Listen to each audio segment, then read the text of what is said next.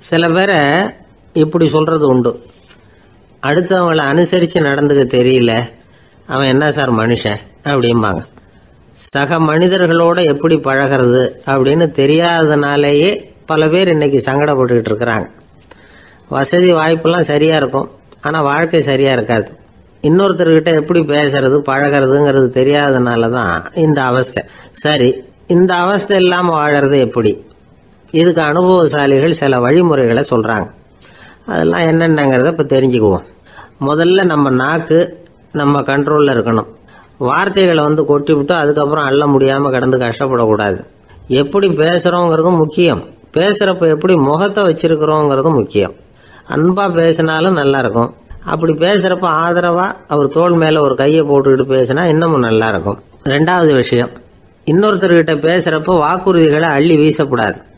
கொடுக்குற வாக்குறுதி குறைச்சலாக இருக்கணும். அப்படி கொடுத்த வாக்குறுதியை கண்டிப்பாக நிறைவேற்றணும். நாம் ஒருத்தரை பாராட்டுறோம் அல்லது அவரை பற்றி அபிப்பிராயம் சொல்கிறோம்னா அது ஆக்கப்பூர்வமாக இருக்கணும். நம்ம பாராட்டு அல்லது விமர்சனம் அடுத்தவருடைய முன்னேற்றத்துக்கு உதவுறது மாதிரி இருக்கணும். நாம் சொல்கிறத கேட்டுட்டு அவன் தலையில் கையை வச்சுட்டு உட்காந்துடக்கூடாது. எப்பவும் உற்சாகமாக இருக்கணும், முகம் மலர்ச்சியாக இருக்கணும். மனுஷன் இருந்தால் வருத்தம், கவலை, ஏமாற்றம் எல்லாம் இருக்க தான் செய்யும். அதெல்லாம் மனசில் இருக்கட்டும். அந்த வருத்தமும் கவலையும் ஏமாற்றமும் சேர்ந்துக்கிட்டு நம்ம முகத்தில் இருக்கிற மலர்ச்சியை மூடி மறைக்கிறதுக்கு நாம் இடம் கொடுத்துடக்கூடாது. எந்த விஷயத்தை பற்றி யாருக்கிட்ட பேசினாலும் வெளிப்படையாக பேசணும், திறந்த மனசோட பேசணும். மூடி மறைச்சி முன்னு மூழ்கிக்கிட்டு இருக்கக்கூடாது. இன்னொருத்தர்கிட்ட பேசுகிறப்போ விவாதம் பண்ணுங்க, அது தப்பு இல்லை. ஆனால் வாதாடிக்கிட்டு இருக்கக்கூடாது. அதாவது என்ன சொல்கிறாங்கன்னா, டிஸ்கஸ் பண்ணலாம், ஆர்கியூ பண்ணக்கூடாதான். நம்மக்கிட்ட இருக்கிற நல்ல குணங்களை நாம் எடுத்து சொல்லிகிட்டு இருக்கக்கூடாது. அந்த நல்ல குணங்களே நம்மளை பற்றி எடுத்து சொல்லணும். அது மாதிரி நடந்துக்கணும். அதே மாதிரி அடுத்தவங்க கிட்ட உள்ள கெட்ட குணங்களை பற்றி அவசியம் இல்லாமல் நாம் பேச வேண்டியதில்லை. உங்களை பற்றி யாராவது தப்பாக பேசுகிறாங்களா, அப்படி அவங்க பேசுகிறதுல உண்மை இல்லையா அப்படின்னா அதை நீங்கள் பொருட்படுத்த வேண்டியதில்லை, விட்டுடலாம். அது தானாக போயிடும்.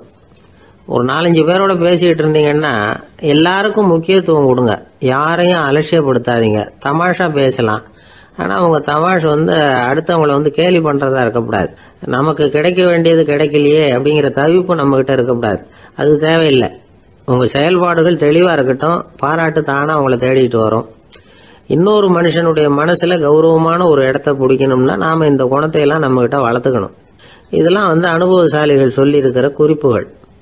இந்த குறிப்புகளை சரியாக புரிஞ்சுக்கணும், அது முக்கியம். தப்பாக புரிஞ்சுக்கிட்டா என்ன ஆகும் தெரியுமா? இதை கேளுங்க. ஒருத்தர் வந்தார், சார் அடுத்தவங்க தோள் மேலே கையை போட்டுக்கிட்டு அன்பாக பேசணும்னு சொன்னீங்க, அப்படிதான் பேசினேன். அவர் முதுக கூட தட்டி கொடுத்தேன், என் வேலை போயிட்டுது சார், வீட்டுக்கு அனுப்பிச்சிட்டாங்க அப்படின்னார். யாருக்கிட்ட அப்படி பேசுனீங்கன்னு கேட்டோம். என் முதலாளிகிட்ட சார் அப்படிங்கிறார் ரொம்ப சோகமா. ஒரு சின்ன பையன் வந்தான், அவனை பார்த்து ஒரு கேள்வி கேட்டோம். ஏன்ப்பா உங்கள் வீட்டில் அம்மா புத்திசாலியா அப்பா புத்திசாலியா அப்படின்னு. அவன் அலட்சியமா நம்மளை பார்த்து சிரிக்கிறான். என்ன சார் இது, இந்த காலத்தில் இது கூட தெரியாமல் இருக்கிறீங்களே அப்படிங்கிறான். ஒரு சின்ன பையன் நம்மளை பார்த்து இப்படி கேட்டு விட்டானே அப்படின்னு நினைக்கிறப்போ நமக்கு ஒரு மாதிரி ஆகிடும். அதுக்கப்புறம்தான் இந்த தாத்தா பாட்டிலாம் சொல்கிற ஒரு கதை ஞாபகத்துக்கு வந்தது. அது என்ன கதை தெரியுமா? ஒரு ஊரில் ஒரு அம்மாவும் பிள்ளையும் இருந்தாங்களாம். அந்த மகனுக்கு திடீர்னு தேசாந்திரம் போய் வரணும்னு ஆசை வந்துட்டுது. ஊராக போய் சுற்றி பார்க்கணுங்கிற ஆசை. அந்த அம்மாவுக்கு இது பிடிக்கல. மகனை பிரிஞ்சு இருக்கிறதுக்கு அவங்க மனசு இடம் கொடுக்கல. வேணாப்பான்னு சொல்லி பார்த்தாங்க, அவன் கேட்கல. திடீர்னு புறப்படவும் செஞ்சுட்டான். சரி, இனிமே அவனை தடுக்க முடியாதுன்னு முடிவு பண்ணிக்கிட்டாங்க அந்த அம்மா. இருந்தாலும் புத்திசாலித்தனமாக ஒரு யோசனை பண்ணாங்க. மகனை கிட்டத்தில் கூப்பிட்டாங்க, அவங்ககிட்ட சொன்னாங்க, இதை பாருப்பா, நீ தேசாந்திரம் போகிறதுன்னு தீர்மானம் பண்ணிவிட்ட, அதை நான் தடுக்கலை, போயிட்டு வந்துடும்.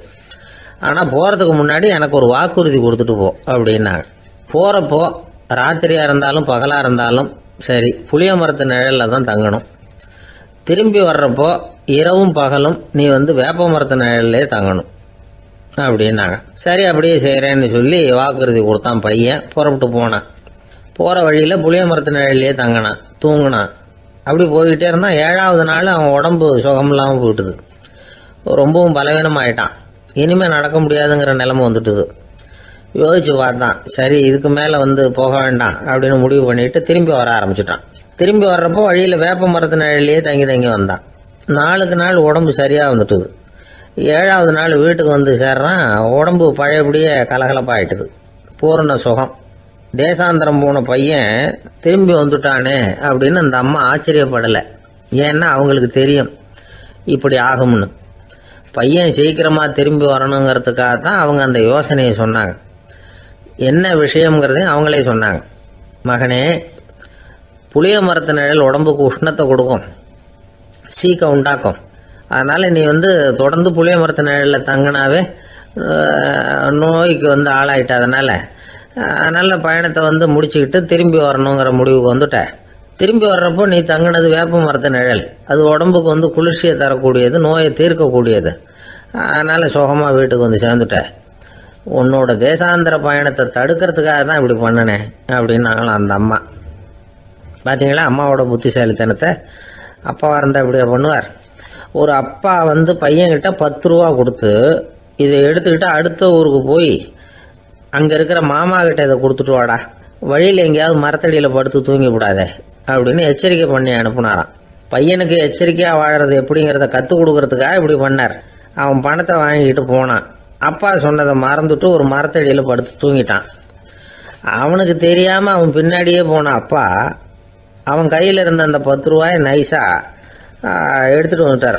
அவன் பையில் தானே வச்சுருந்தான், அது தெரியாமல் எடுத்துகிட்டு வந்துட்டார். அவன் தூங்கிக்கிட்டு இருக்கான். எடுத்துகிட்டு ஒரு மறுபடியும் வீட்டுக்கு வந்துட்டார். பையன் முழிச்சுக்கிட்டு பையை தடவி பார்க்குறான், பணத்தை காணும். அழுதுகிட்டே திரும்பி வந்தான். அப்பா கிட்ட விஷயத்த சொன்னான். அப்பா சிரிச்சுக்கிட்டே சொன்னார், அதுக்கு தான்ப்பா ஆரம்பத்திலேயே எச்சரிக்கை பண்ணினேன், இனிமேலாவது நீ ஜாக்கிரதையாக இருக்கணும் அப்படிங்கிறதுக்காக தான் இப்படி பண்ணினேன். அந்த பணம் எங்கேயும் போயிடலை, நான் தான் அதை உனக்கு தெரியாமல் எடுத்து வச்சிருக்கிறேன். இதோ பாரு அப்படின்னு சொல்லிக்கிட்டு சைடு பாக்கெட்டில் கையை விட்டா அது ஓட்டையாக இருக்குது. அதை எவனோ ஏற்கனவே கத்திரிச்சு எடுத்துகிட்டு போயிட்டான். இப்போ அப்பா முகத்தில் அசடு வழிஞ்சுதான். ஒரு ஆள் இருந்தான், நிறைய பணம் சம்பாதிச்சான். ஆனால் செலவு பண்ண மனசு வரல, கருமி. அவன் என்ன பண்ணா, சேர்த்த பணம் பூராவையும் ஒரு மரத்தடியில் புதைச்சி வச்சுருந்தான். வாரத்துக்கு ஒரு தடவை அந்த மரத்தடிக்கு வருவான். புதைச்ச இடத்த ஆவலோடு பார்த்துக்கிட்டு இருப்பான். அதுக்கப்புறம் போயிடுவான். அவ்வளவுதான். ஒரு நாள் ஒரு திருடன் வந்தான். இவன் புதைச்சி வச்சுருந்ததெல்லாம் எடுத்துகிட்டு போயிட்டான். இது தெரிஞ்சு போச்சு. அந்த கருமி புலம்ப ஆரம்பிச்சிட்டான். இவன் புலம்பலை கேட்டதும் அக்கம் பக்கத்தில் இருந்தவங்கெல்லாம் ஓடி வந்தாங்க. என்ன விஷயம்னு விசாரிச்சாங்க. இவன் சொன்னான். ஒரு பெரியவர் கேட்டார், ஏப்பா வாரம் இந்த இடத்த பார்க்கறதாக சொன்னியே, எப்போவாவது இதில் இருக்கிற பணத்தை எடுத்து செலவு பண்ணியிருக்கியா அப்படின்னு கேட்டார். நான் அப்பப்போ அதை பார்க்கறது தான் வழக்கம், அதை தொட்டதே இல்லைன்னு அவன். சரி அப்படின்னா இப்போவும் நீ அதே மாதிரி வாரம் ஒரு தடவை இந்த இடத்த பார்த்துட்டு போகலாமே அப்படின்னாராம் அந்த பெரியவர். அதுவும் சரிதானே, எவ்வளவு காலமானாலும் அவன் அந்த பணத்தை எடுத்து செலவு பண்ண போகிறதில்ல. அப்படி இருக்கிறப்ப உள்ளே பணம் இருந்தாலும் ஒன்று தான், இல்லாமல் போனாலும் ஒன்று தான். இதிலிருந்து என்ன புரியுதுன்னா, ஒருத்தர்கிட்ட இருக்கிற பணத்தை கொண்டு அவர் பணக்காரரா ஏழையா அப்படின்னு முடிவு செய்கிறது சரியில்லை. அந்த செல்வத்தை அனுபவிக்கிற திறன், பயன்படுத்துகிற திறன், அதை வச்சு தான் அவர் ஏழையா பணக்காரரா அப்படிங்கிறத நிர்ணயம் பண்ணணும். அதுதான் சரி. செலவு பண்ண தெரியாதவன் சேகரம் பண்ணிகிட்டே இருக்கிறதுனால என்ன பிரயோஜனம்? தலைமுடியே இல்லாதவன் தாராளமாக சீப்புகளை வாங்கி சேகரம் பண்ணுறது மாதிரி தானே இது. சில சமயம் செலவு பண்ண நாம் தயாராக இருந்தால் கூட அந்த செல்வம் நமக்கு பயன்படுறதில்ல. அரேபியாவில் ஒரு நகை வியாபாரி விலை உயர்ந்த முத்துக்களை எல்லாம் அவர் வச்சு வியாபாரம் பண்ணிகிட்டு இருந்தார். அவர் ஒரு சமயம் ஒரு பாலைவனம் வழியாக போயிட்டு இருக்கிறார் ஒட்டகத்தில். அப்போ திடீர்னு கடுமையான புயல் வீச ஆரம்பிச்சுட்டுது. திசை தவறி இவர் எங்கேயோ வந்துட்டார். கூட வந்தவங்களையும் காணலை, எங்கே போனாங்களோ தெரியல. இவர் ரொம்ப பயந்து போய் அங்கே எங்கேயுமா அலைஞ்சு திரியிறார். வழியே தெரியல. பசி கடுமையாயிட்டுது. ஒட்டகத்து முதுகில் ஒரு மூட்டை இருந்தது. அதை பிரித்து பார்த்தார். உள்ளே ஏதாவது இருக்கான்னு தேடி பார்க்குறார். அது வரைக்கும் கண்ணில் தட்டுப்படாத அபூர்வமான ஒரு பை கண்ணில் பட்டுது. ஆஹா, அதில் ஏதாவது சாப்பிட்றதுக்கு இருக்கும் அப்படின்னு நினச்சி ஆவலாக அதை பிரித்து பார்க்குறார். அந்த பையில் விலை உயர்ந்த முத்துக்கள் நிறைய இருந்துதான். அப்போ தான் அவர் நினச்சாராம், விலை உயர்ந்த முத்துக்கள் கூட சாப்பிட்றதுக்கு உணவாக முடியாது அப்படிங்கிறத புரிஞ்சுக்கிட்டாராம். எந்த நேரத்தில் எது நமக்கு தேவையோ அது நமக்கு தாராளமாக கிடைக்கணும். அப்படி அது கிடைக்கிறதுக்கு நம்மக்கிட்ட இருக்கிற செல்வம் பயன்படணும். அது நமக்கும் பயன்படலாம், நம்ம மூலமா அடுத்தவங்களுக்கும் பயன்படலாம். அதுதான் செல்வத்தின் பயன். ஒரு மரத்தடியில் ஒருத்தன் உட்காந்து அழுதுகிட்டு இருந்தான். அந்த பக்கமா வந்த இன்னொருத்தன் ஏப்பா அழுதுகிட்டு இருக்கிறேன்னு கேட்டான். இந்த இடத்துல தான் பூமிக்கு அடியில் பணம் இருக்குது, புதைச்ச இடம் தெரியல, அதான் அழறேன் அப்படின்னா. நல்லா ஞாபகப்படுத்தி பாரு, எந்த இடத்துல புதைச்ச அப்படின்னு கேட்டான் இவன். அது எப்படி எனக்கு தெரியும், புதைச்சி வச்சிருக்கிறவன் நான் இல்லையே, எங்க எழுத்து வீட்டுக்காரன் அப்படின்னானா இவன். ஒரு பல்கலைக்கழகம், அங்கே ஒரு இலக்கிய பேராசிரியர், அவர் பாடம் நடத்திக்கிட்டு இருந்தார். ராபர்ட் ப்ரௌனிங் எழுதிய கவிதைகளை பற்றி சொல்லிகிட்டு இருக்கிறார். மாணவர்களும் ரொம்ப அக்கறையாக அதை கேட்டுக்கிட்டு இருக்கிறாங்க. ஒரு குறிப்பிட்ட கவிதையை பற்றி சொல்லும் பொழுது அந்த பேராசிரியருக்கே ஒரு சந்தேகம். அதாவது அந்த கவிதையின் சரியான அர்த்தம் என்னங்கிறதுல சந்தேகம். பேராசிரியர் யோசனை பண்ணார். அந்த கவிதையை முழுசா புரிஞ்சுக்க முடியல. அதனால மாணவர்களை பார்த்து சொன்னார், மாணவர்களே, ஒரு நாள் பொறுத்துங்க, இந்த கவிதையை எழுதின கவிஞர் எங்க வீட்டுக்கு பக்கத்துல தான் இருக்கிறார். இன்னைக்கு சாயந்தரம் நான் அவரை நேரிலேயே போய் பார்க்கறேன். பார்த்து இதுக்கு என்னங்க அர்த்தம்னு கேட்டுட்டு வந்துடுறேன். அதுக்கப்புறம் உங்ககிட்ட சொல்றேன் அப்படின்னாராம். அன்னைக்கு சாயந்தரமே அந்த பேராசிரியர் கவிஞரை தேடிக்கிட்டு போயிட்டார். கவிஞர் அவங்க வீட்டில் அவர் பாட்டு உட்காந்துருந்தாராம். இவர் போய் அவர் முன்னாடி உட்கார்ந்தார். அப்புறம் கேட்டார், ஐயா, அந்த கவிதையின் முழு பொருள் என்னன்னு தெரிஞ்சுட்டு போறதுக்காக வந்திருக்கிறேன் அப்படின்னாராம். எந்த கவிதை அப்படின்னாராம் அவரு. இவர் அந்த கவிதையை சொல்லியிருக்கார். கவிஞர் கொஞ்சம் யோசனை பண்ணிவிட்டு அப்புறம் சொன்னாராம், பேராசிரியரே, நீங்க கொஞ்சம் தாமதமா வந்துட்டீங்கன்னாராம். இவருக்கு ஒன்றும் புரியல. நீங்க என்ன சொல்றீங்க, நான் தாமதமா வந்துட்டேன்னா? நீங்க தான் உயிரோடு இருக்கிறீங்களே, அப்படி இருக்கும்பொழுது நான் தாமதமா வந்துட்டேன்னா அது எப்படி அப்படின்னு இவர் குழம்பி இருக்கிறார். இப்ப கவிஞர் சொன்னாராம், ஐயா, நான் உயிரோட இருக்கிறேன்னா இல்லையாங்கிறது முக்கியம் இல்லை. நான் அந்த கவிதை வரிகளை எழுதினப்போ 2 பேருக்கு அதோட அர்த்தம் தெரிஞ்சிருந்தது. இப்போ ஒரே ஒருத்தருக்கு தான் அதோட அர்த்தம் தெரியும் அப்படின்னாராம். பேராசிரியர் யோசனை பண்ணியிருக்கார். அப்படின்னா அந்த ஒருத்தர் கவிஞர் ராபர்ட் ப்ரௌனிங்கை தவிர வேற யாரா இருக்க முடியும்? இவர் தான் அப்படிங்கிறத அவர் மனசுல நினைச்சுக்கிட்டார். அதனால சொன்னார், ஐயா, நான் தாமதமா வரல, அந்த கவிதையின் பொருள் என்ன அது சொல்லுங்கன்னார். பேராசிரியரே, நான் சொல்றது உங்களுக்கு புரியலன்னு நினைக்கிறேன். நான் இந்த வரிகளை எழுதினப்போ 2 பேருக்கு அதோட அர்த்தம் தெரிஞ்சிருந்தது. அந்த 2 பேர் யாருன்னா, ஒருத்தர் ராபர்ட் ப்ரௌனிங், அதாவது நான், இன்னொருத்தர் கடவுள். இப்போ அது கடவுளுக்கு மட்டும்தான் தெரியும். நானே இதை பத்தி பல தடவை யோசனை பண்ணி பார்த்தேன். இது ரொம்ப அழகானது, ஆனாலும் ரொம்ப வழுக்கலானது. அதை பிடிச்சிட்டோம்னு நினைச்சிட்டு இருக்கும் பொழுதே காத்து மாதிரி அது உங்ககிட்ட இருந்து ஓடி போயிடுது. எனக்கு ரொம்பவும் வருத்தமா தான் இருக்குது. நிச்சயமா நான் தான் இந்த வரிகளை எழுதியிருக்கிறேன். அதுல அர்த்தம் இருக்குங்கிறது எனக்கு தெரியும், அதை நான் உணர்றேன். ஆனா நீங்க என்ன மன்னிக்கணும், எனக்கே கூட அதை என்னால விளக்க முடியல. அப்படி இருக்கும் பொழுது உங்களுக்கு எப்படி அதை நான் விளக்க முடியும் அப்படின்னாரா அந்த கவிஞர். அனுபவிக்கப்படக்கூடிய எல்லாமே விளக்கப்படக்கூடிய ஒன்றல்ல, விளக்கப்படும் எல்லாமே அனுபவிக்கப்படக்கூடிய ஒன்றல்ல அப்படிங்கிறது ஞானிகளுடைய கருத்து. அதுக்காக தான் அந்த சம்பவம். வாழ்க்கையில் நீங்கள் தொடர்ந்து ஆய்வு செய்து கொண்டே இருக்கக்கூடிய விளக்கங்களை ஒருபோதும் அடைய முடியாத பரிமாணங்கள் இருக்கிறதுனால தான் அது அலுப்பு தட்டாமல் இருக்குது. உங்களால் நிறைய அனுபவிக்க முடியும், இருந்தாலும் நீங்கள் அனுபவித்து அறிந்த விஷயங்கள் கூட வார்த்தைகளால் விளக்கப்பட முடிவதில்லை அப்படிங்கிறது பெரியோர் சிந்தனை. இதெல்லாம் ஒரு பக்கம் இருக்கட்டும். நமக்கு தெரிஞ்ச பேராசிரியர் ஒருத்தர் 1 மணி நேரம் ரொம்ப விவரமா வகுப்பு எடுத்தார். கடைசியா சொன்னார், மாணவர்களே, ரொம்பவும் எளிமையா விளக்கமா எல்லா விவரமும் சொல்லியிருக்கிறேன். அதனால இதுல உங்களுக்கு சந்தேகம் வர்றதுக்கு வாய்ப்பே இல்லை. இருந்தாலும் கேட்க வேண்டிய கடமை கேட்கிறேன். இது வரைக்கும் நடத்தினதுல யாருக்காவது ஏதாவது சந்தேகம் உண்டா அப்படின்னு கேட்டாராம். எனக்கு ஒரே ஒரு சந்தேகம் தான் சார் அப்படின்னு எழுந்திரிச்சு நிக்கிறான் ஒருத்தன். என்னன்னு கேட்டாராம். இது வரைக்கும் நீங்க என்ன பாடம் சார் நடத்துனீங்க அப்படின்னானா அவன். பந்திக்கு முந்தர ஆசாமிகள் நம்மள பல பேர் உண்டு. அப்படி முந்தறதுக்கு கூட முயற்சி பண்றவங்க நிறைய பேர் இருக்கிறாங்க. இதுல என்ன ஒரு விஷயம்னா, பந்திக்கு முந்தறது கூட தப்பு இல்லை.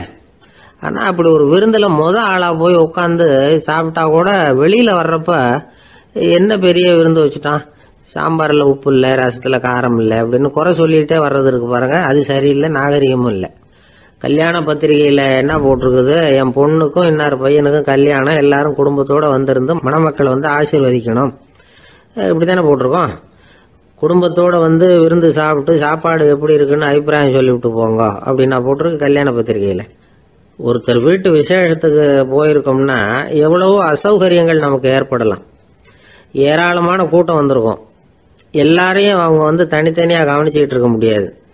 நாம தான் அனுசரித்து நடந்துக்கணும். நாமளாக போய் வாழ்த்த வேண்டியவங்களை வாழ்த்தி விட்டு வந்து சேரணும்.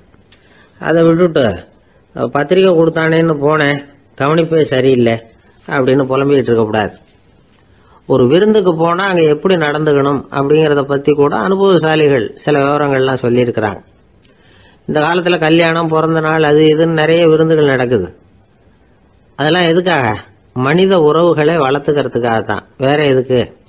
ஒரு விருந்துக்கு போனால் அமைதியாக பொறுமையாக போய் உக்காரணும். அடித்து பிடிச்சிக்கிட்டு இடத்த பிடிக்க போகிறேன் அப்படின்னு நிற்கக்கூடாது. முதல் பந்தி நடந்துக்கிட்டு இருந்தால் அது முடிஞ்சு இலை எடுத்து சுத்தம் பண்ணதுக்கு அப்புறம் போய் உட்கார்றது தான் நாகரீகம். இலை எடுக்கிறதுக்கு முன்னாடியே அங்கே போய் உட்காந்தா நல்லா இருக்காது. நீங்கள் சாப்பிட்டுட்டு உட்காந்துருக்கீங்களா, சாப்பிட்றதுக்கு உட்காந்துருக்கீங்களா, பார்க்குறவங்களுக்கு சந்தேகம் வந்துடும். அதே மாதிரி இலையில எல்லா ஐட்டமும் பரிமாறினதுக்கு அப்புறம் சாப்பிட ஆரம்பிக்கணும். ஒவ்வொரு ஐட்டமாக வைக்க வைக்க நாம் பாட்டுக்கு எடுத்து உள்ளே தள்ளிகிட்டே இருந்தோம்னா எதை வச்சோம் எதை வைக்கலன்னு பரிமாறினவரே குழம்பி போயிடுவார். ஏன்னா எப்போ பார்த்தாலும் இலை காலியாகவே இருக்கும். சாப்பிட்றப்போ உங்கள் சாப்பாட்டையே நீங்கள் கவனிக்கணும். அடுத்தவங்க இலையில என்ன இருக்குது, பக்கத்தில் இருக்கிறவர் எதை அதிகமாக சாப்பிட்றார், இதெல்லாம் நமக்கு என்னத்துக்கு? எல்லாரும் சாப்பிட்டு முடிக்கிற வரைக்கும் பொறுமையாக இருக்கிறது தான் நல்லது. நீங்கள் மட்டும் திடீர்னு பாதியில் எழுந்திரிச்சு பக்கத்தில் இருக்கிறவங்களுக்கு சங்கடமாக இருக்குமேங்கிறதெல்லாம் யோசிக்காமல் நீங்கள் பாட்டு எழுந்திரிச்சு போகக்கூடாது. பக்கத்தில் உள்ளவங்க உங்களை எழுந்திரிக்க சொன்னால் எழுந்திரிச்சு போகலாம். விருந்துகளில் சாப்பாட்டை வீணாக்கிறதே ஒரு நாகரிகமாக போட்டுது. இந்த காலத்தில் சாப்பாட்டுக்கே கஷ்டப்பட்டுக்கிட்டு பல பேர் இந்த உலகத்தில் இருக்கிறப்போ சாப்பாட்டை வீணாக்கிறது எவ்வளோ பெரிய மோசங்கிறத நினச்சி பார்க்கணும். வேணுங்கிற அளவுக்கு கேட்டு வாங்கி சாப்பிட்றது தான் முறை. விருந்தில் இந்த பஃபே அப்படின்னு சொல்லி ஒரு முறை சொல்கிறாங்கல்ல, அதாவது உணவு வகைகளையெல்லாம் பொதுவாக ஒரு இடத்துல வச்சுடுறது, நமக்கு தேவையானதை நாமே எடுத்துட்டு ஒரு தட்டில் போட்டுக்கிட்டு சாப்பிட வேண்டியது. இதில் கூட சில பேர் தேவைக்கு அதிகமாக எடுத்து போட்டுக்கிட்டு வீணாக்குறாங்க. சில சமயம் வந்து கடைசியாக சாப்பிட போகிறவங்களுக்கு எல்லா ஐட்டமும் கிடைக்காம போகலாம். அதை போய் பெருசு பண்ணிகிட்டு இருக்கக்கூடாது. என்ன சார் இந்த அளவுக்கு கூடவா நாகரிகம் தெரியாமல் இருக்கிறோம், இதை போய் பெருசாக சொல்ல வந்துட்டீங்களே அப்படின்னு நினைக்கலாம். ஒருத்தர் 2 பேருக்கு இந்த விவரம் தேவைப்படலாம். அவங்க காதலையும் இது விழட்டுமேங்கிறதுக்காக தான் இது. ஒரு பெரிய கல்யாண விருந்து நடந்துக்கிட்டு இருந்தது. விருந்து மண்டபத்து வாசலில் ஒருத்தர் நின்றுக்கிட்டு வர்றவங்களையெல்லாம் ரொம்ப மரியாதையாக வணங்கி உள்ளே அனுப்பி வச்சுக்கிட்டு இருந்தார். எப்படி தெரியுமா? வர்றவங்க கையெல்லாம் பிடிச்சி முத்தம் கொடுத்து அதுக்கப்புறம் உள்ளே அனுப்பி வச்சுக்கிட்டு இருந்தாராம். கூட்டம்லாம் முடிஞ்சதுக்கப்புறம் அவர்கிட்ட போய் கேட்டிருக்கிறாங்க, சார் நானும் எவ்வளவோ விருந்துகளுக்கு போயிருக்கிறேன், இருந்தாலும் இவ்வளவு மரியாதையாக வர்றவங்க கைக்கெல்லாம் முத்தம் கொடுத்து வரவேற்கிறத இங்கே தான் பார்க்குறேன் அப்படின்னு சொன்னாங்க. அதுக்கு அவர் சொன்னார், அட போங்க சார், நான் முத்தம் கொடுக்கல, முந்தின பந்திக்கு வந்து சாப்பிட்டவங்களே அடுத்த பந்திக்கும் வர்றாங்களான்னு மோந்து பார்த்து அனுப்பி வச்சுக்கிட்டு இருந்தேன் அப்படின்னார். ஒருத்தன் எப்படி நடந்துக்கிறாங்கிறத வச்சு தான் அந்த ஆள் எப்படிங்கிறத நாம் முடிவு பண்ணுறோம். ஆளுமைன்னு சொல்கிறோம்ல, அதுக்கு வந்து சூழ்நிலைகளை ஆளுகின்ற தன்மை அப்படின்னு விளக்கம் கொடுக்கிறார் ஒரு உளவியல் நிபுணர். சரி, ஒரு மனிதனுடைய ஆளுமையை உருவாக்குகிற விஷயங்கள் என்னென்ன? பிறப்பு, வளர்க்கப்பட்ட விதம், படிப்பு, நண்பர்கள், சமுதாயம், இப்படி நிறைய உண்டு. ஆளுமையின் அடிப்படையில் சில மனநோய்கள் உண்டாகுது. அதெல்லாம் என்னென்னங்கிறத தெரிஞ்சு வச்சுக்கிட்டோம்னா நம்ம கூட இருக்கிறவங்கள அடையாளம் கண்டுபிடிக்கிறதுக்கு அது ரொம்ப உபயோகமாக இருக்கும். ஃப்ரெனாய்டு ஆளுமை அப்படின்னு ஒன்று. இந்த கோளாறு உள்ளவங்க எப்படி இருப்பாங்க தெரியுமா? அதிக உணர்ச்சி, சந்தேகம், பொறாமை இதெல்லாம் அதிகமாக இருக்கும். வளைஞ்சு கொடுக்க மாட்டாங்க. அடுத்தவங்களோட இணக்கமான உறவு இருக்காது. அவங்க செய்கிற தப்புக்கெல்லாம் அடுத்தவங்களை வந்து குறை சொல்லிகிட்டு இருப்பாங்க. இது ஒரு ரகம். அடுத்தது வந்து ஸ்கிசாய்டு ஆளுமை அப்படின்னு சொல்கிறாங்க. இந்த கோளாறு உள்ளவங்க அடுத்தவங்களோட பழக கூச்சப்படுவாங்க. சின்ன வயசுலேயே இது ஆரம்பமாயிடுது. பகல் கனவுலேயே சஞ்சரிப்பாங்க. அவங்களுடைய விரோதம், கோபம் இதை கூட வெளியில் காட்டிக்க முடியாமல் இருப்பாங்க. இவங்களுக்கு அகமுகம், பிரச்சனைகள்லேருந்து ஒதுங்கி எதுலேயும் ஈடுபாடு இல்லாதவங்களாக இருப்பாங்க. இப்படி ஒரு ரகம். அடுத்தது சைக்ளோதமிக் ஆளுமை அப்படின்னு சொல்கிறாங்க. அது என்னென்னா உணர்ச்சிகளில் ஏற்றத்தாழ்வு அதிகமாக இருக்குமா. சில சமயம் பார்த்தா மகிழ்ச்சியாக இருப்பாங்க, சில சமயம் சோகமாக உட்காந்துருப்பாங்க. அவங்க மனநிலைக்கு தகுந்த மாதிரி சமூக நிகழ்ச்சிகளில் பங்கெடுத்துக்குவாங்க. இன்னொரு வகை என்னென்னா எண்ணப்பீடிகை ஆளுமை அப்படின்னு பேர் வச்சிருக்கிறாங்க. அதுக்கு இவங்களுக்கெல்லாம் கரெக்டாக இருக்கணும், எல்லாம் சட்டத்திட்டம், இதுலேயும் ஒரு ஒழுங்குமுறை, இப்படி எதிர்பார்க்குற மனோபாவம். இவங்க எதிர்பார்ப்புக்கும் அரண்முறைக்கும் மற்றவங்க கட்டுப்படணும்னு நினைப்பாங்க. இந்த நிலைமை நீடிச்சா என்ன ஆகும் தெரியுமா? அலைக்கழிக்கிற எண்ணங்கள் திரும்ப திரும்ப ஒரே செயலை செய்ய தூண்டுற மன தளர்ச்சிக்கு ஆளாயிடுறாங்க. அடுத்தது ஹிஸ்டீரியா ஆளுமை. சின்ன விஷயத்தையெல்லாம் பெருசுபடுத்தி நாடகமாக்குற நடிகர்கள் இவங்க. உணர்ச்சி அதிகம் உள்ளவங்க. இவங்க மன எழுச்சியில் பக்குவமின்மை, குழந்தைத்தனம், முதிர்ச்சியின்மை எல்லாம் இருக்கும். தன்னலம் மிக்க குணம். பிறர் தன்னை மட்டுமே கவனிக்கணும்னு நினச்சி செயல்படுறது, இதெல்லாம் இவங்க அடையாளம். அடுத்த ரகம் எப்படின்னா வளர்ச்சியற்ற ஆளுமைன்னு சொல்கிறாங்க. அடுத்தவங்களோட இணங்கி போக முடியாதவங்க, அறிவு, மன எழுச்சி, சமூக உறவு இதில் எல்லாம் போதுமான வளர்ச்சியையும் நிறைவையும் பெற முடியாதவங்க. இவங்களால வாழ்க்கையில் முன்னேற முடியாது. பிச்சைக்காரங்க, குற்றவாளிகள் இவங்ககிட்டெல்லாம் இது மாதிரியான ஆளுமை அதிகமாக இருக்குமா. அடுத்தது என்னென்னா சோர்வுடைய ஆளுமை. எதுலேயும் உற்சாகம் இல்லாமல் சோர்ந்து போயிருப்பாங்க. அதுக்கெல்லாம் நமக்கு வலிமை இல்லைப்பா அப்படின்னு சொல்லிட்டு இருப்பாங்க. சின்ன விஷயங்களுக்கெல்லாம் அதிர்ச்சி அடையிறது, வாழ்வின் சுவையை அனுபவிக்க முடியாதவங்க. இன்னொரு ரகம் இது கொதித்தெழும் ஆளுமைங்கிறாங்க.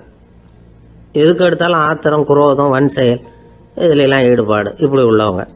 நத்தை வகை ஆளுமை அப்படின்னு ஒன்று. அடுத்தவங்க மேலே விரோதம் இருக்கும், அடிக்கணுங்கிற எண்ணம் இருக்கும். ஆனால் அதை அப்படியே வெளியில் காட்டாமல் அதே சமயம் அமைதியான முறையில் வெறுப்பை வெளிக்காட்டுற ரகம். இவங்கெல்லாம் பேசாமல் கம்முன்னு இருந்துக்கிட்டே நினைச்சதை நிறைவேற்றிக்கிடுவாங்க. முன்ஜாக்கிரதை ஆளுமை அப்படின்னு ஒரு ரகமா. பாதுகாப்பின்மை, சந்தேகம், முழுமையின்மை, அறவேக்காட்டுத்தனம் இந்த மனப்போக்கு அதிகமாக இருக்கிறதுனால அகம்பாவம், புடிவாதம், எச்சரிக்கை எல்லாம் அளவுக்கு மீறி இருக்கும். இதுவரைக்கும் நாம் பேசிக்கிட்டு இருந்த ஆளுமை பண்புகள் அளவுக்கு அதிகமாக போயிட்டுதுன்னா ஆளுமை கோளாறுகள் ஏற்படும். அதன் அடிப்படையில் மனவியாதிகள் வருமா. அதனால் இணக்கமான எல்லாரும் விரும்புகிற இயல்பான ஆளுமையை பெறுவதற்கு நாம் முயற்சி செய்யணும் அப்படிங்கிறது மனோதத்துவ நிபுணர்களுடைய ஆலோசனை. ஒருத்தர் ஒரு மனோதத்துவ டாக்டரை தேடிட்டு வந்தாராம். டாக்டர், எனக்கு மனசில் ஏதோ வியாதி, ஆளுமை கோளாறு, அதாவது எனக்கு சீக்கிரமாக செத்து போனால் தேவையில்லைன்னு தோணுது அப்படின்னாராம். உடனே அந்த டாக்டர், சரி அப்படின்னா இங்கே இருங்க, நான் வைத்தியம் பார்க்குறேன் அப்படின்னாராம். ஒருத்தர் முகத்தை தொங்க போட்டுக்கிட்டு ஒரு மாதிரியாக வந்தார்.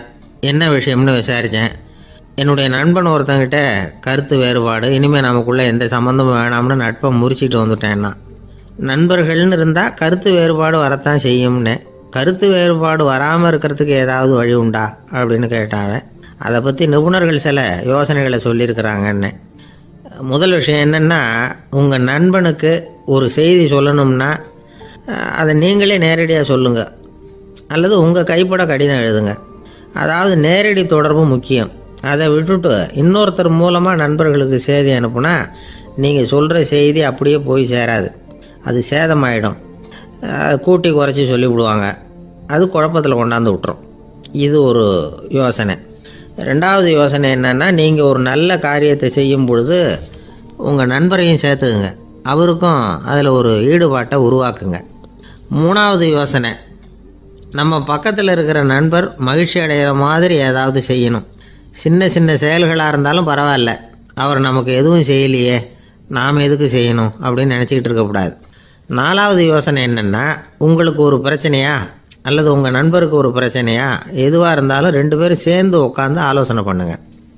நம்ம யோசனையும் கேட்கப்படுதே அப்படிங்கிற நினைப்பே அவருக்கு ஒரு மன நிறைவை உண்டாக்குமா.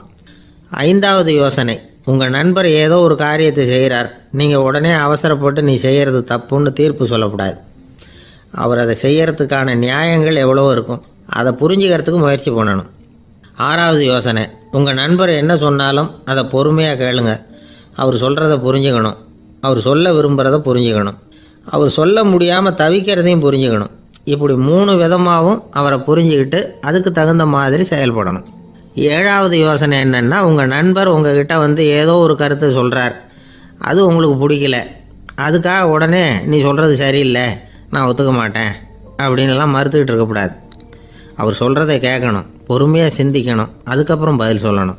இப்படிலாம் நடந்துக்கிட்டால் நண்பர்களுக்குள்ள கருத்து வேறுபாடு வர்றதுக்கு வாய்ப்பே இருக்காது அப்படின்னு வல்லுநர்கள் தொகுத்து சொல்லியிருக்கிறாங்க இந்த யோசனைகளை.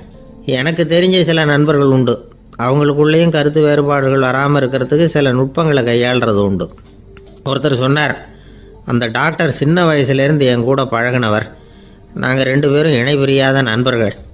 இருந்தாலும் எனக்கு உடம்பு சரியில்லைன்னா நான் அவர்கிட்ட வைத்தியம் பார்த்துக்க மாட்டேன் அப்படின்னார் ஒருத்தர். ஏன் அப்படின்னு கேட்டேன். எங்கள் நட்பு கெட்டுப்படக்கூடாது இல்லையா, அதனால தான் அப்படின்னார் இவர். ஒரு சிகை அலங்கார கூடம் ரொம்ப சுறுசுறுப்பாக எல்லாரும் வேலை செஞ்சுக்கிட்டு இருக்கிறாங்க. முடிவெட்டிக்க வந்திருக்கிறவங்க நிறைய பேர் எல்லாரும் வரிசையாக உட்காந்துருக்குறாங்க. அந்த சமயத்தில் திடீர்னு கதவை திறந்துக்கிட்டு ஒருத்தர் உள்ளே வர்றார். அவர் ஒரு பெரிய மனிதர். அவரும் முடிவெட்டிக்கிறதுக்காக தான் உள்ளே வந்திருக்கிறார்.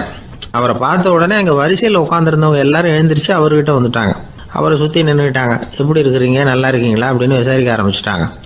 எல்லாம் முடிஞ்சதும் வந்தவர் கேட்டார், வரிசையில் கடைசியாக இருக்கிறவர் யார் அப்படின்னு கேட்டார். ஏன்னு கேட்டாங்க. நான் அதுக்கு அடுத்தபடியாக உட்காரணும், அதுக்காக தான் கேட்குறேன் அப்படின்னார். உடனே அங்கே இருந்தவங்கெல்லாம் என்ன சொன்னாங்க தெரியுமா? நீங்கள் வரிசையில் காத்திருக்கக்கூடாது, நீங்கள் அரசாங்கத்தின் தலைவர், உங்களுக்கு நேரம் முக்கியம், அதனால் நீங்கள் முன்னாடி போங்க அப்படின்னு சொன்னாங்க. ஆனால் அதை அவர் கேட்கல. தோழர்களே, உங்களுடைய கருத்துக்கு ரொம்ப நன்றி. எல்லாரும் வரிசையாக தான் வரணும், அதுதான் முறை. வரிசையில் வரணுங்கிற நடைமுறையை நானும் பின்பற்ற விரும்புகிறேன். நாம் எல்லாரும் சமமானவர்கள் அப்படின்னார். இப்படி சொல்லிவிட்டு வரிசையில் கடைசியாக இருந்த ஒரு நாற்காலியில் போய் உட்காந்துக்கிட்டார். தன் சட்டை பையில் இருந்த ஒரு செய்தித்தாளை எடுத்தார், படிக்க ஆரம்பிச்சிட்டார்.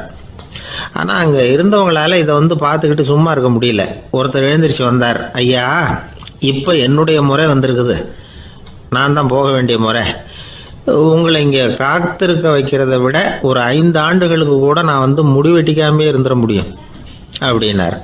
அவர் மறுபடியும் சொன்னார், ஐயா, நீங்கள் வரிசை முறையை தாண்டி போக விருப்பப்படல, சரி, ஆனால் என்னுடைய முறையை மாற்றி கொடுக்கறதுக்கு எனக்கு முழு உரிமை இருக்குது. இதுக்கு பதிலாக உங்களுடைய கடைசி இடத்த நான் எடுத்துக்கிறேன், இதை நீங்கள் மறுக்க முடியாதுன்னார். அங்கே இருந்த மற்றவங்களும் இதை ஒரு மனசாக வற்புறுத்த ஆரம்பிச்சிட்டாங்க. அந்த பெரிய மனிதர் பார்த்தார், சரின்னு கடைசியாக ஒத்துக்கிட்டார். அவர் யார் தெரியுமா? அவர் தான் மாவீரர் லெனின். ரஷ்யாவில் கிரெம்ளின் சிகை அலங்கார கூடத்தில் தான் இது நடந்தது. எல்லாரும் இந்நாட்டு மன்னர்கள்னு வாயளவில் பேசுறதுல என்ன பிரயோஜனம்? நாம் எல்லாரும் சமங்கிறத நடைமுறையில் கடைபிடிச்சி காட்டினவங்க கொஞ்சம் பேர் தான். அவங்களில் ஒருத்தர் தான் லெனின். வரிசையில் நின்று வர்றதுங்கிறது ஒரு சிறந்த பண்பு, உயர்ந்த பண்பு. இன்றைக்கி பல இடங்களில் அது நமக்கு தேவைப்படுது. ஒரு ரேஷன் கடைவாசல், கடை திறக்கிறதுக்கு முன்னாடியே எல்லாரும் வரிசையில் நின்றுட்டாங்க. கடைசியாக வந்த ஒருத்தர் க்யூவில் முன்னாடி போகிறதுக்கு முயற்சி பண்ணுறார். ஏற்கனவே நின்றுட்டு இருக்கிறவங்க அவரை முன்னாடி போகிறதுக்கு விட மாட்டேங்கிறாங்க. கடைசியாக போய் நில்லையா அப்படின்னு எல்லாரும் கத்துறாங்க. அது அவர் காதில் வாங்கலை. முண்டி அடிச்சுக்கிட்டு முன்னாடி போகிறதுக்கே முயற்சி பண்ணிகிட்டு இருக்கிறார். எல்லாரும் சேர்ந்து அவரை வலுக்கட்டாயமாக இழுத்து கொண்டாந்து பின்னாடி கொண்டு போய் நிறுத்திவிட்டு சொன்னாங்க, இதை பாருப்பா, நாங்கள் இருக்கிற வரைக்கும் நீங்கள் முன்னாடி போய் எதையும் வாங்க முடியாது, தெரிஞ்சுக்கோ அப்படின்னாங்க.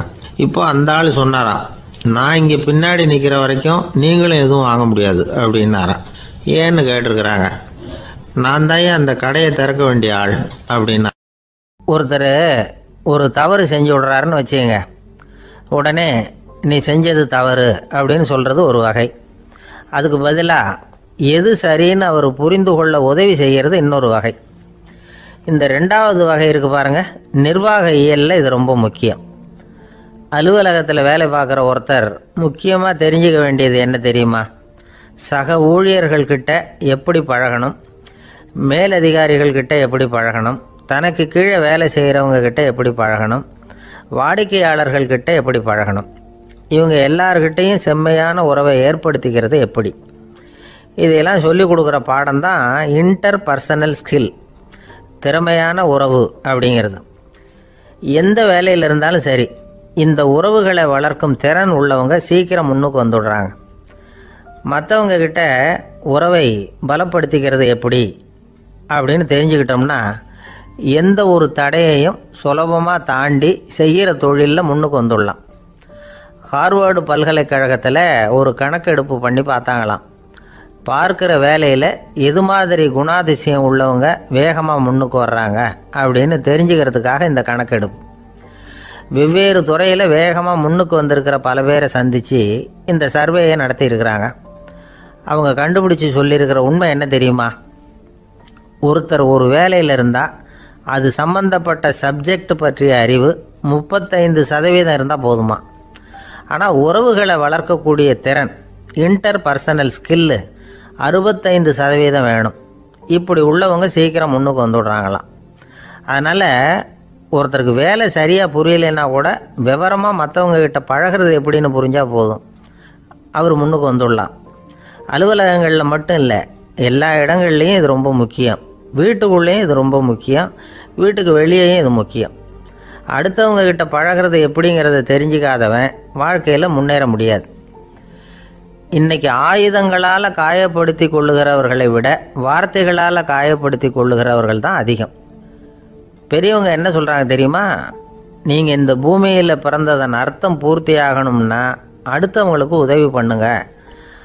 அடுத்தவங்களுக்கு உதவி செய்ய முடியாவிட்டால் கூட பரவாயில்லை, ஆனால் யாரையும் புண்படுத்தி விடாதீங்க அப்படின்னு சொல்கிறாங்க.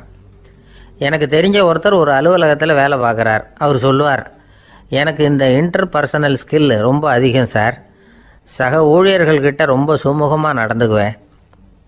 என் கூட வேலை பார்க்குற ஒருத்தருக்கு ஏதாவது ஒரு கஷ்டம்னா அந்த சமயத்தில் அவர் செய்ய வேண்டிய வேலையை நான் செஞ்சிருவேன் சார் அப்படிம்பார். நான் அவர்கிட்ட சமீபத்தில் அப்படி ஏதாவது செஞ்சுருக்கீங்களா அப்படின்னு கேட்டேன். செஞ்சுருக்கேன் சார். போன வாரம் புதன்கிழமை ஆஃபீஸில் என் பக்கத்து சீட்டுக்காரருக்கு வயிற்று வலி. உடனே நான் மெடிக்கல் லீவ் போட்டுவிட்டு எங்கள் வீட்டுக்கு போயிட்டேன் சார் அப்படின்னார். ஒரு சீன தேசத்து அரசர் இருந்தார். அவருக்கு வயசாயிட்டுது. அவருக்கு அடுத்தபடியாக அவருடைய புள்ள பட்டத்துக்கு வரணும், ஆட்சி பொறுப்பை ஏற்றுக்கணும். ஒரு நல்ல தலைவனுக்கு இருக்க வேண்டிய பண்புகள்லாம் தன்னுடைய மகனுக்கு இருக்கணும்னு விரும்பினார் அந்த அரசர். அதனால் இளவரசனை பக்கத்தில் இருந்த ஒரு குரு கிட்ட அனுப்புனார். இளவரசன் அவர்கிட்ட போய் சேர்ந்தான். அந்த குரு என்ன பண்ணார் தெரியுமா? இவனை பார்த்து சொன்னார், இதை பாருப்பா, நீ என்ன பண்ணுற, இப்போவே பக்கத்தில் இருக்கிற காட்டுக்கு போ, நடு காட்டில் போய் ஒரு இடத்துல உட்காந்துக்கோ. அங்கே என்னென்ன சத்தம்லாம் உன் காதில் விழுதுன்னு கவனித்து கேளு. உன் காதில் விழுந்த ஓசைகள் என்னென்னங்கிறத என்கிட்ட வந்து சொல்லு, அதுதான் எனக்கு தெரியணும், உனக்கு வேலையும் அதுதான் அப்படின்னு சொல்லி அனுப்பி வச்சுட்டார். இளவரசன் காட்டுக்கு போனான். குரு சொன்னபடியே ஒரு இடத்துல உட்காந்து கவனித்து கேட்டான். அதுக்கப்புறம் குருக்கிட்ட திரும்பி வந்தான். என்னென்ன சத்தம்லாம் கேட்ட அப்படின்னு கேட்டார் குரு. குருவே, காட்டில் நான் பறவைகள் சத்தம்லாம் கேட்டேன், மிருகங்களின் ஓசையையும் கேட்டேன், இதை தவிர இடி மின்னல் மழை இதுகளோட சத்தத்தையும் கேட்டேன் அப்படின்னா. குரு யோசனை பண்ணார், நீ இன்னமும் சரியாக கேட்கல, அதனால் மறுபடியும் காட்டுக்கு போ, கொஞ்ச நாள் தங்கியிருந்து கேட்டுட்டு வா அப்படின்னார். இளவரசனுக்கு ஒன்றும் புரியல.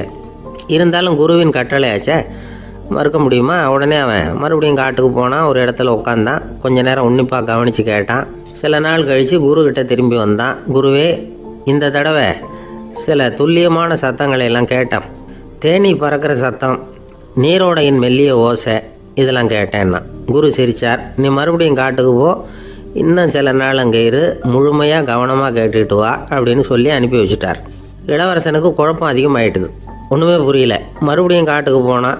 மௌனமாக ஒரு இடத்துல உட்காந்துட்டான். அப்படியே தியானத்தில் ஆழ்ந்துட்டான். சில நாளில் அவனுக்கு இதுவரை கேட்காத ஓசைகள்லாம் கேட்க ஆரம்பிச்சிட்டுது. இதைத்தான் நான் கேட்கணும்னு என்னுடைய குரு எதிர்பார்த்துருக்கிறாருங்கிறத புரிஞ்சுக்கிட்டான். உடனே குருக்கிட்ட ஓடனான். குருவே, இந்த தடவை காதுகளுக்கு கேட்க முடியாத சில ஓசைகளை கூட என்னால் உணர முடிஞ்சுது. பூ மலருகிற ஓசை, சூரியனால் பூமி சூடாகிறப்போ எழுகிற ஓசை, காலை பனித்துளி இந்த புல்லுலாம் குடிக்கிற ஓசை, இது எல்லாம் என்னால் நல்லா கேட்க முடிஞ்சுது அப்படின்னா. குருவுக்கு இப்போ தான் திருப்தி ஏற்பட்டு தான். இளவரசனை பார்த்து சொன்னார், இதை பாருப்பா, இப்போ தான் நாட்டை ஆளுகிற தகுதி உனக்கு வந்திருக்குது அப்படின்னு சொல்லி அதுக்கு விளக்கமும் கொடுத்தாராம். எந்த அரசன் தன்னுடைய மக்களின் இதயம் பேசுகிற மௌன மொழியை, மௌன வார்த்தைகளை கேட்குறானோ அவன்தான் ஆள தகுதி உள்ளவன். எந்த அரசன் தன்னுடைய மக்களின் உணர்ச்சிகளை உண்மையாக உணர்றானோ அவன்தான் முதன்மையான அரசன். போலி வார்த்தைகளை மட்டும் கேட்டுட்டு பல மௌன ராகங்களை காதில் வாங்கிக்காதவன் அரசனே இல்லை. எந்த நாட்டில் எப்போ ஒரு அரசன் தன்னுடைய மக்களின் உணர்ச்சிகளை கேட்க மறுக்கிறானோ அன்னையிலேருந்தே அந்த நாடு அழிய தொடங்குது அப்படின்னு அர்த்தம். இதுதான் அந்த குரு இளவரசனுக்கு போதிச்சது. வாயால் பேசுகிறத மட்டும் கேட்டு ஏமாறக்கூடாது, உணர்ச்சிகளையும் கேட்கறதுல தான் மனப்பக்குவம் உண்டாகும். மக்கள் உணர்ச்சிகளை புரிந்து கொள்ளாத அரசர்கள் நீடிச்சிருக்க முடியாது. அது மாதிரி நாடுகளில் அடிக்கடி குழப்பம் தான் உண்டாகும். அப்படி இருந்தால் அடிக்கடி ஆட்சி மாறிக்கிட்டு இருக்கும். அப்படிப்பட்ட ஒரு தேசம், அங்கே ஒரு சிறைச்சாலையில் 3 கைதிகள் பேசிக்கிட்டு இருந்தாங்க. ஒருத்தன் சொன்னான், நான் இந்த நாட்டு ராஜாவை எதிர்த்து பேசிக்கிட்டு இருந்தேன், அதனால் என்னை பிடிச்சி கொண்டாந்து இங்கே போட்டுட்டாங்க அப்படின்னா ஒருத்தன். இன்னொருத்தன் சொன்னான், நான் இந்த நாட்டு ராஜாவை ஆதரித்து பேசிக்கிட்டு இருந்தேன், அதனால் என்னை பிடிச்சி கொண்டாந்து இங்கே தள்ளிவிட்டாங்க அப்படின்னா. அது சரி, நீ என்ன தப்பு பண்ண அப்படின்னு சொல்லி 3வது ஆளை பார்த்து இவங்க கேட்டாங்க. அதுக்கு அந்த ஆள் சொல்கிறான், நான் தான் இந்த நாட்டு ராஜா அப்படின்னானா. ஒரு நண்பர், அவர்கிட்ட பேசிக்கிட்டு இருந்தேன். மனித உறவுகள் பற்றி அவர் சொல்லிகிட்டு இருந்தார். அமெரிக்காவில் தந்தை மகன் உறவு எப்படி இருக்குது அப்படிங்கிறத விளக்கிறதுக்கு அவர் ஒரு கதையை சொன்னார். ஒரு அப்பா பகல் பூராவும் அலுவலகத்தில் வேலை, ஓடி ஆடி உழைச்சிக்கிட்டு களைச்சி போய் ராத்திரி 10 மணிக்கு மேலே வீடு திரும்பினான். வீட்டு வாசலில் அவரோட மகன் காத்துக்கிட்டு இருக்கிறான். இன்னமும் தூங்கலை. அப்பா வாசல்லையே தடுத்து நிறுத்தி, அப்பா உனக்கு சம்பளம் எவ்வளவு அப்படின்னு கேட்குறான். ஏற்கனவே ஆஃபீஸு பிரச்சனைகளால் அலுத்து போய் திரும்புகிற அப்பாவுக்கு கோவம் வந்துடுது. என்னடா இப்படிலாம் கேளுன்னு உங்கள் அம்மா உனக்கு சொல்லி கொடுத்தாளா அப்படின்னு சொல்லிவிட்டு உள்ளே போய் சட்டையை கட்டி மாட்டி விட்டு குளிச்சு விட்டு மறுபடியும் வெளியில் வந்து உடையை மாற்றுகிற சமயம் அப்போ மறுபடியும் மகன் உள்ளே வந்து நிற்கிறான் அவர் முன்னாடியே. அப்பா உனக்கு எவ்வளவு சம்பளங்கிறான் மறுபடியும். அப்பாவுக்கு எரிச்சல் அதிகமாகிட்டுது. மணிக்கு $20 போதுமா அப்படின்னார். அப்படின்னா எனக்கு ஒரு $10 தர முடியுமான்னா மகன். இதுக்கு தான் என் சம்பளம் எவ்வளோன்னு கேட்டியா? 2ஆம் வகுப்பு படிக்கிற உனக்கு எதுக்குடா $10 அப்படின்னு கத்திவிட்டு தொலைக்காட்சி பெட்டியின் முன்னாடி போய் உட்காந்துக்கிட்டு ஏதோ நிகழ்ச்சியை பார்க்க ஆரம்பிச்சிட்டார். கொஞ்ச நேரம் கழித்து மறுபடியும் மகன் வந்து நிற்கிறான். அப்பா ப்ளீஸ் எனக்கு ஒரு $10 கொடுக்க முடியுமா? மகனுடைய கண்களில் கண்ணீர். என்னடா அவன் கண்ணீரை காட்டி காரியம் சாதிக்கலாம்னு பார்க்குறியா? ஒரு காசு கூட கொடுக்க மாட்டான் போ அப்படின்னு விரட்டி விட்டான். மகன் கண்ணீரை கண்ணை தொடச்சிக்கிட்டு பேசாமல் போய் படுத்துக்கிட்டானா. கொஞ்ச நேரம் ஆச்சு. அப்பாவோட கோபம் கொஞ்சம் கொஞ்சமாக குறைஞ்சிது. பிள்ளைகிட்ட கோபமாக கத்துனது தப்பு தாங்கிறது புரிஞ்சுது அவனுக்கு. எழுந்திரிச்சு போனான், படுக்கை இறக்கி போனான். மகனை பார்த்தான். அவன் தலையணையை கட்டி பிடிச்சிக்கிட்டு அழுதுகிட்டு இருக்கிறான். அவனை மெல்ல நெருங்கி அவங்ககிட்ட எதமாக பேசுகிறதுக்கு ஆரம்பித்தானான். எதுக்குடா உனக்கு $10 பள்ளிக்கூடத்தில் கேட்டாங்களா அப்படின்னு கேட்டானான். மகன் சொல்லியிருக்கான், இல்லை டாடி, உனக்கு 1 மணி நேரம் சம்பளம் $20ன்னு சொன்னேன். நீ ஏற்கனவே எனக்கு கொடுத்த பாக்கெட் மணி $10 என்கிட்ட இருக்குது. இப்போ நீ இன்னொரு $10 கொடுத்தீங்கன்னா அதையும் சேர்த்து $20 ஆகிடும். அந்த $20 நான் உனக்கு கொடுத்துருவேன். அப்படி கொடுத்தா நீ என் கூட 1 மணி நேரம் செலவழிப்ப இல்லையா? அதுக்காக தான் $10 கேட்டேன் அப்படின்னு சொன்னானா. அந்த அப்பா கண்ணு கலங்கி போச்சான். ஆதரவோடு தன்னுடைய மகனை கட்டி பிடிச்சி அழ ஆரம்பிச்சிட்டாராம். இதுதான் நண்பர் சொன்ன கதை. அமெரிக்கா மட்டும் இல்லை, உலகம் பூராவும் இன்றைக்கி மனித உறவுகள் இப்படி தான் மாறிட்டு இருக்கு. பெரியவர்கள் அறிவுரை என்ன தெரியுமா? உங்கள் குழந்தைகளிடமிருந்து குழந்தை பருவத்தை பிரித்து விடாதீர்கள் அப்படிங்கிறது தான். அதாவது இன்றைய குழந்தைகள் தங்கள் பிருந்தாவனத்தை இழந்து விடுகிறார்கள் அப்படிங்கிறது அவங்களுடைய கருத்து. இந்த நிலைக்கு நாம் காரணமாக இருந்துடக்கூடாது. குழந்தைகளோட விளையாடுவோம், குடும்பத்தோடு உறவாடுவோம் அப்படிங்கிறது தான் நம்முடைய நோக்கமாக இருக்கணும். இன்றைய உறவு முறைக்கு இன்னொரு உதாரணம் சொல்லுவாங்க. ஒருத்தர் வந்தாராம், அவர் பக்கத்தில் ஒரு சின்ன பையன். நாம் அவரை விசாரிக்கிறோம், யார் இந்த பையன் அப்படின்னா அவர் சொல்கிறார், இவன் எனக்கு தூரத்து உறவு அப்படின்னாராம். இந்த தூரத்து உறவுன்னா எப்படின்னு இருக்கான். இதுக்கு அவன் சொல்லியிருக்கிறான், இவன் எங்கள் அப்பாவுக்கு 8வது புள்ள அப்படின்னானா. கணவன் மனைவி அன்பாக இருக்கணும், ஒருத்தர் நல்லா புரிஞ்சுக்கணும், விட்டு கொடுக்குற மனப்பான்மை வேணும். அதுதான் ஒரு நல்ல குடும்பம். இன்றைக்கி பல குடும்பங்களில் அர்த்தமில்லாத சண்டைகள் தான் அதிகம். கிராமப்புறங்களில் வேடிக்கையாக ஒரு கதை சொல்லுவாங்க. ஒரு ஊரில் ஒரு ஆள் இருந்தான், வேலை வெட்டி இல்லாமல் சும்மாவே இருந்தான். அவனுக்கு கல்யாணம் பண்ணி வச்சாங்களாம். மனைவி வந்து சேர்ந்தா, சும்மாவே உட்காந்துருக்கிறியே, ஏதாவது சம்பாதிக்கிற வழியை பாரு அப்படின்ட்டு இருக்கா. அதுக்கு தான் யோசனை பண்ணிகிட்டு இருக்கிறேன், ஒரு அருமையான ஐடியா அப்படின்னு நானா. என்ன அது சொல்லு அப்படின்ட்டுருக்கா. அவள் ஒரு ஆட்டுக்குட்டி வாங்க போகிறேன்னு இருக்கான். அதை வாங்கி என்ன பண்ண போகிறேன்னா, அந்த குட்டி வளரும், பெருசாகும், அதுக்கப்புறம் அது நிறைய குட்டி போடும் அப்படின்ட்டுருக்கான். சரி, அப்புறம் என்ன, அதையெல்லாம் சந்தையில் கொண்டுட்டு போய் விற்றுவிட்டு அந்த காசுக்கு ஒரு எருவு மாடு வாங்கலாம். சரி, அது எதுக்கு? எருவு மாடு நிறைய பால் கொடுக்கும், அதை கொண்டுகிட்டு போய் பால் பண்ணையில் கொடுப்பேன், அல்லது நானே விற்றுருவேன், கை நிறைய காசு கிடைக்கும். அதுக்கப்புறம் ஒரு பசுமாடு வாங்குவேன், பாலையும் விற்கலாம், நாமளும் காய் போட்டு சாப்பிட்லாம், இப்படிலாம் சொல்லியிருக்கான். அப்போ அந்த பொண்ணு சொல்லிச்சான், அடுத்த தெருவில் இருக்கிற எங்கள் அம்மா வீட்டுக்கும் கொஞ்சம் பால் கொடுத்து அனுப்பலாம் அப்படின்ட்டுருக்கான் அந்த பொண்ணு.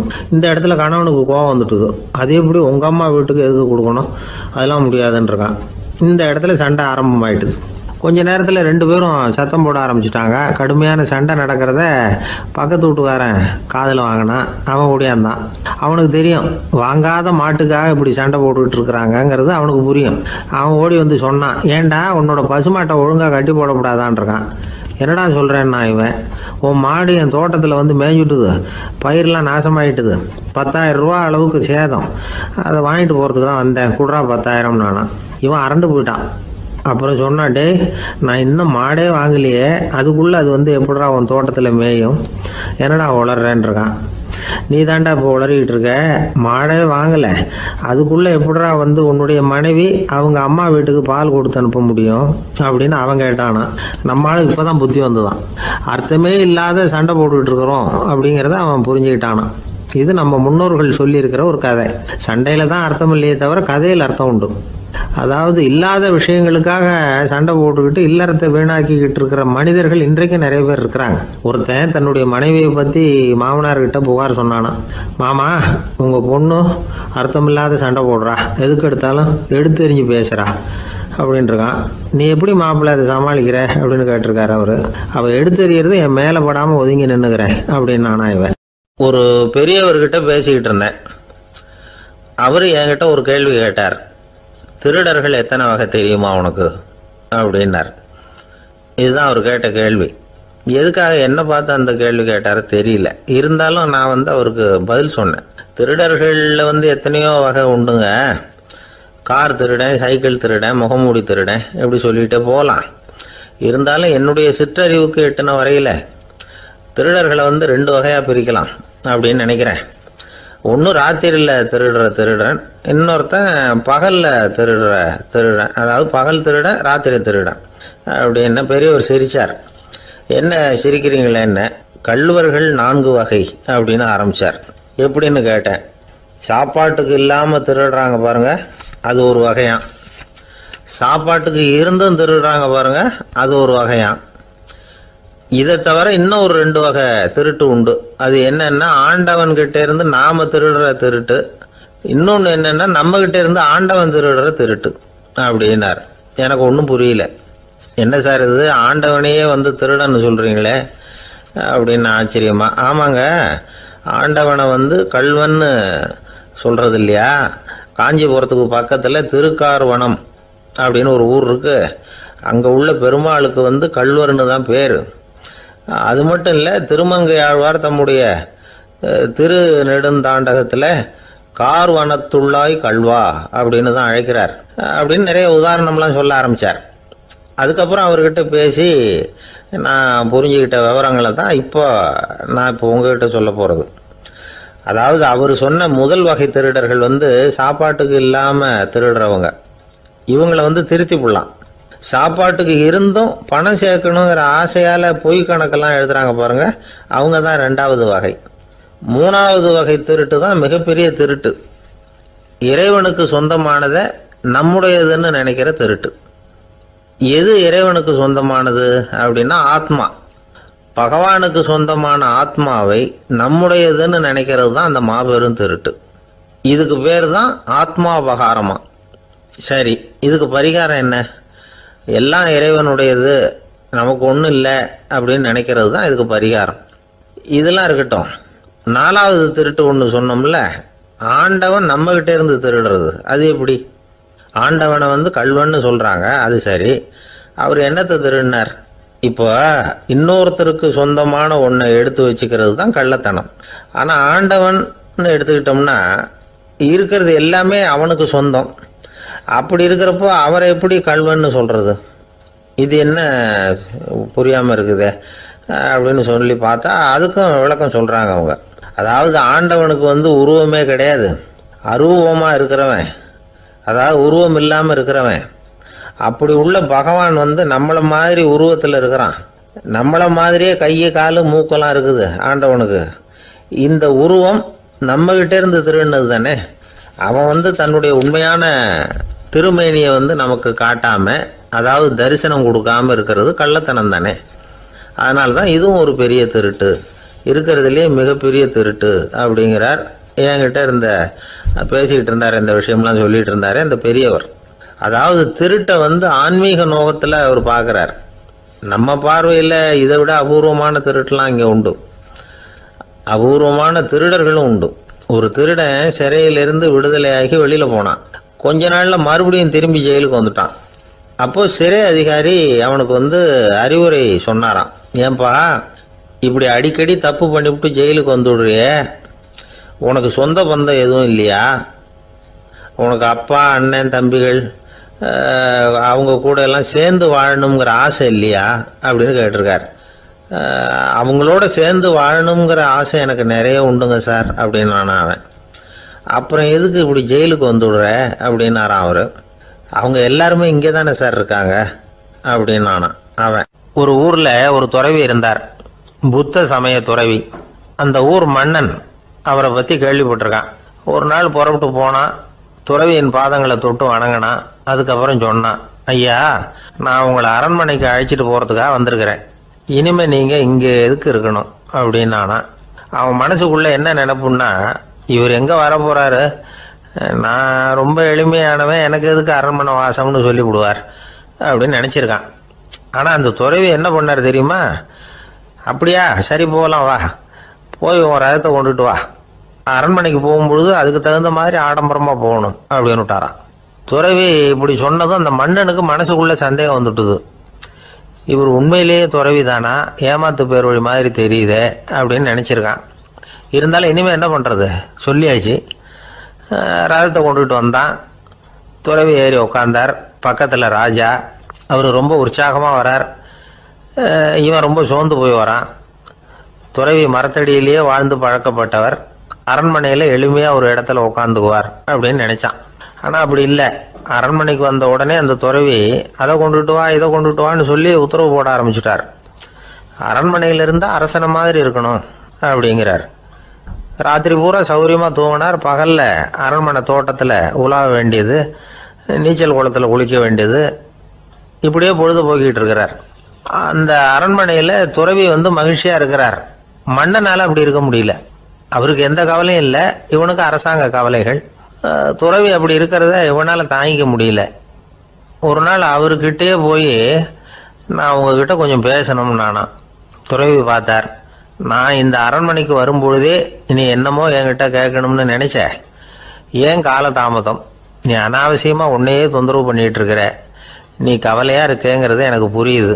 நான் மரத்தடியில் இருந்தப்போ கூட என்னை அடிக்கடி சந்திச்சுக்கிட்டு இருப்பேன், ஏதாவது விளக்கம் கேட்கறது உண்டு. இங்கே வந்த பிறகு என்னை சந்திக்கிறது கூட அபூர்வமாக போயிட்டுது. நீ இப்போ என்ன கேட்க போறேங்கிறது எனக்கு தெரியும், இருந்தாலும் கேள் அப்படின்னாராம். வேற ஒன்றும் இல்லைங்க, இப்போ உங்களுக்கும் எனக்கு என்ன வித்தியாசம்? 2 பேரும் அரண்மனையில் தான் இருக்கிறோம். நீங்கள் மகிழ்ச்சியாக இருக்கிறீங்க, நான் அப்படி இருக்க முடியல. இவ்வளவுக்கும் நீங்கள் முன்னாடி இருந்தது மாதிரி இல்லை. தினமும் தங்கத்தேர் கேட்குறீங்க, உயர்தரமான ஆடைகள் அணிகிறீங்க, சுவையான சாப்பாடு. இப்படி இருக்கிறப்போ உங்களுக்கும் எனக்கு என்ன வித்தியாசம்? இதுதான் மன்னனுடைய கேள்வி.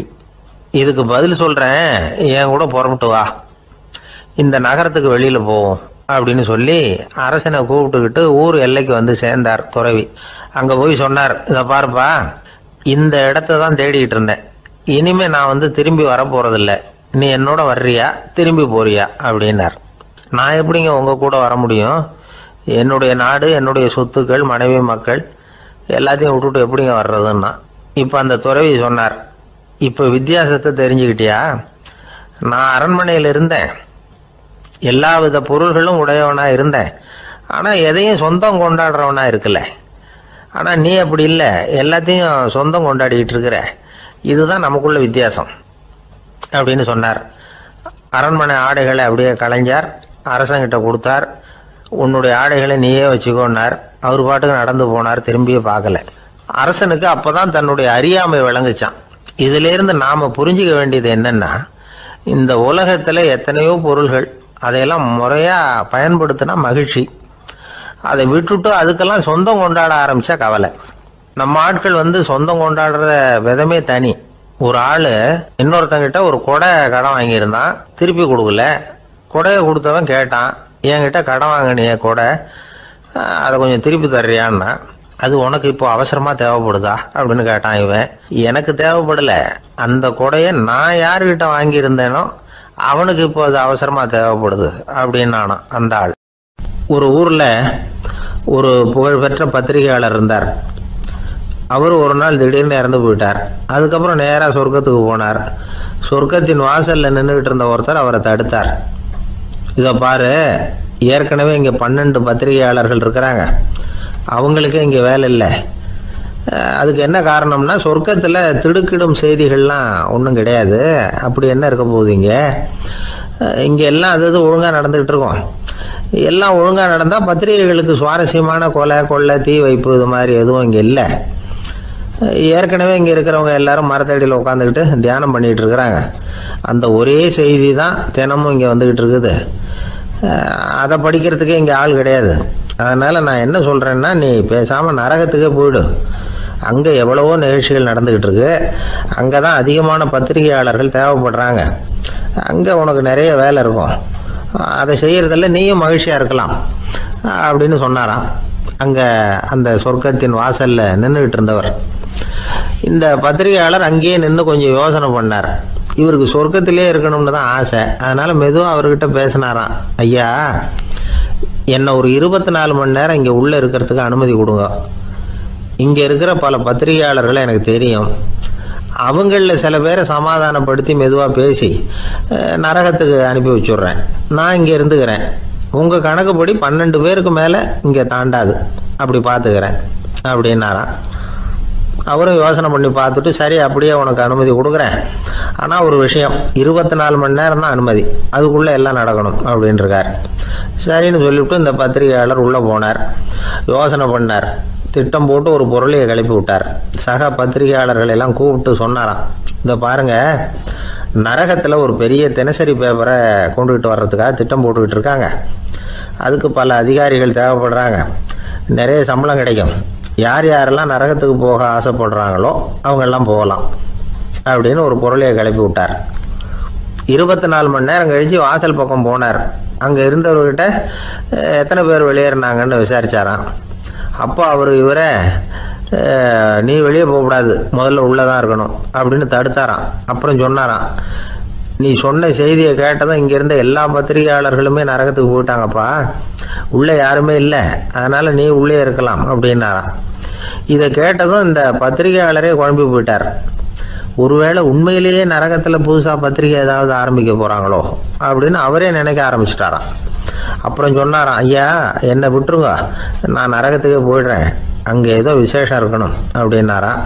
இல்லைன்னா இத்தனை பேரும் ஒட்டு மொத்தமாக அங்கே போகிறதுக்கு சான்ஸே இல்லை, என்னை தடுக்காதீங்கன்னு கெஞ்ச ஆரம்பிச்சுட்டாராம். மற்றவங்க நம்பணுங்கிறதுக்காக ஒரு பொருளையை கிளப்பி விட்டார். கடைசியில் தானே அந்த பொருளைக்கு ஆளாயிட்டார். அதாவது பிறரை ஏமாற்றிய அவரது மனம் கடைசியில் அவரையே ஏமாற்ற ஆரம்பிச்சுட்டு பாருங்க. நீங்கள் இப்படி அடுத்தவங்களை ஏமாத்துறதுக்கு உங்கள் மனசை பழக்கப்படுத்துறீங்க, ஆனால் கடைசியில் அதனால் நீங்களே ஏமாற்றப்படுகிறீர்கள் அப்படிங்கிறது பெரியவர்களுடைய புத்திமதி. அதனால் உங்கள் மனசுக்கிட்ட ரொம்ப எச்சரிக்கையாக இருங்கோ அப்படிங்கிறாங்க. நம்ம ஆளுங்க அங்கே போய் என்ன சொல்லுவாங்கன்னா, இந்த பாரு அங்கே போகாத இங்கே போகாதேன்னு பயமுறுத்துறது உண்டு. சில பேர் அங்கே பேய் இருக்குது, பிசாசு இருக்குது அப்படின்னு பொருளையை கிளப்பி விடுறது உண்டு. இருட்டு நேரம் காட்டு வழியாக ஒருத்தன் போய்கிட்டு இருக்கிறான். அங்கே பேய் பிசாசு நடமாட்டம் இருக்கிறதாக வதந்தி. இவன் பயந்துக்கிட்டே வேகமாக போகிறான். காடு முடிஞ்சு மெயின் ரோட்டுக்கு வந்து சேர்ந்தான். அப்பாடா, ஒரு பஸ்ஸு நின்றுக்கிட்டு இருக்கு தனியாக. இருட்டில் லேசாக தெரிஞ்சுது. ஓடி போய் ஏறி உள்ளே உட்காந்துக்கிட்டான். பயந்துக்கிட்டே போனவன் அப்புறம் தான் தெரியுது உள்ள யாருமே இல்லை, டிரைவரும் இல்லை, கண்டக்டரும் இல்லை, வேற யாரும் இல்லை. இவனுக்கு பேய் பயம் அதிகமாக ஊட்டுது. ஏன்னா நடு ராத்திரி. இந்த நேரம் பார்த்து அந்த பஸ்ஸு தானே நகர ஆரம்பிச்சுதான். இவனுக்கு இன்னும் பயம் அதிகமாக போட்டுது. ஏன்னா டிரைவர் சீட்டு காலியாக இருக்குது, பஸ்ஸு நகருது. இவன் உடம்பு பூரா நடுங்க ஆரம்பிச்சுட்டுது. வீல்னு கத்தலாமான்னு பார்த்தான். அந்த நேரம் பார்த்து அவன் தோளில் ஒரு கை விழுந்துதான். திடுக்கிட்டு திரும்பி பார்த்துருக்குறான். அங்கே டிரைவர் நிற்கிறார். அவர் சொன்னாராம், ஏன்பா ஏற்கனவே பஸ்ஸு